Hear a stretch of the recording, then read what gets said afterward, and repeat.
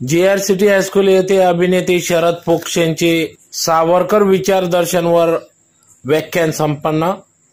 याबाबत वृत्त असे की धुळे शहरातील JRCT हायस्कूल मधील स्वर्गीय रतिबाई मगनलाल जैन ट्रस्ट सभामंडप येथे सावरकर विचारदर्शन या विषयावर ज्येष्ठ अभिनेते शरद पोंक्षे यांचे व्याख्यान या ठिकाणी संपन्न झाले।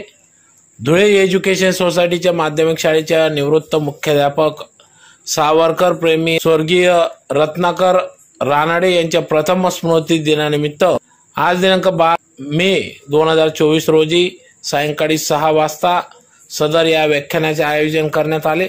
तर सदर या कार्यक्रमाचे आयोजन डॉक्टर राजेश रानडे व संपूर्ण रानडे परिवाराच्या वतीने करण्यात आले। तर या कार्यक्रमाप्रसंगी या ठिकाणी संस्थेचे अध्यक्ष रवी बेलपाठक, डॉक्टर राजेश रानडे, सौ रानडे, मदनलाल मिश्रा सर आदी मान्यवर पदाधिकाऱ्यांच्या उपस्थितीत सदर अभिनेते शरद पोंक्षे यांचे सावरकर विचारदर्शनावर उत्कृष्ट पद्धतीने या ठिकाणी व्याख्यान संपन्न झाले। तर यावेळेस मोठ्या संख्येने येथील शिक्षक, शिक्षकेतर कर्मचारी, त्याचबरोबर नागरिक, धुळेकर जनता या ठिकाणी मोठ्या संख्येने उपस्थित होते।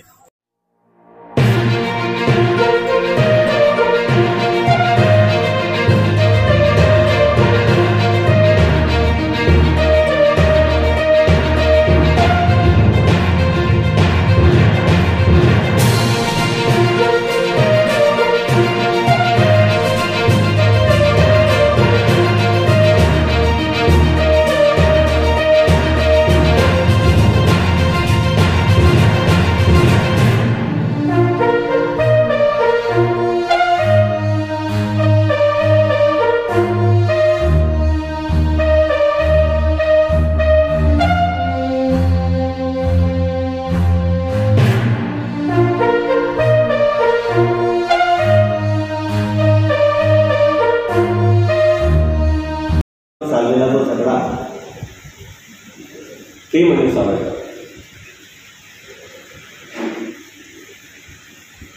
दंड, लिखाण, प्रचंड राष्ट्रभक्ती आणि सतत राष्ट्राय स्वहा या भूमिकेतून स्वतःची आणि स्वतःच्या कुटुंबाची आहुती अक्षरशः राष्ट्रीय यज्ञात दिल्यानंतर सुद्धा त्यांच्याबद्दल आज वाटेल तसं बोललं जातं।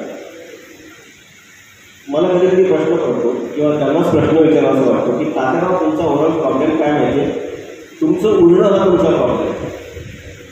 तुम्ही उरला नसता तर 2-4 पानांच्या पाठ्यपुस्तकातल्या धड्यांमुळे तुम्हाला कुठेतरी टाकता आलं असतं किंवा एखाद्या गाडीने जागा तुमचा प्रश्न आला असता किंवा सरकारी दप्तरातल्या भिंतींवर तुमचं तस्वीर लावून वंदनीय, आदरणीय, पूजनीय करता आलं असतं। तसं झालं असतं तर फार सोपं झालं असतं, पण तसं झालं नाही। तुम्ही उरलं हा तुमचा प्रॉब्लेम आहे आणि त्याच्याचमुळे आजही कथा, कादंबऱ्या, चित्रपट, व्याख्यानं, प्रदर्शनं या सगळ्या माध्यमातून आजही अनेक लोक सावरकरांना वाचतायत, त्यांचा अभ्यास करतायत आणि प्रत्येक वेळा सावरकर आपल्याला प्रथम नवीन समजतात। प्रस्तावना जरा फारच लांबली असं वाटतंय। मी सूत्रसंचलनाकडे माईक सुरू करतो। सत्तेमध्ये आलं, बहुमताने आलं, पुन्हा 19ला आलं, आता पुन्हा 24ला येईल।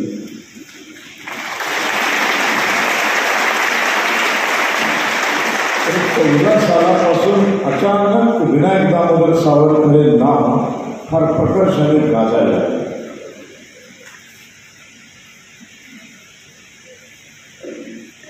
त्याच्या आधी गाजत नव्हता अशातला भाग नव्हता, पण इतका पराकोटीचा विरोध चालू नव्हता।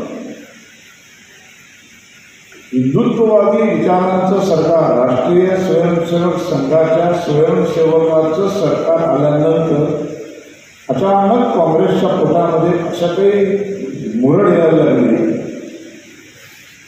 की आता हिंदुत्वाला बदनाम करण्याचं एक मोठं षडयंत्र सुरू झालं।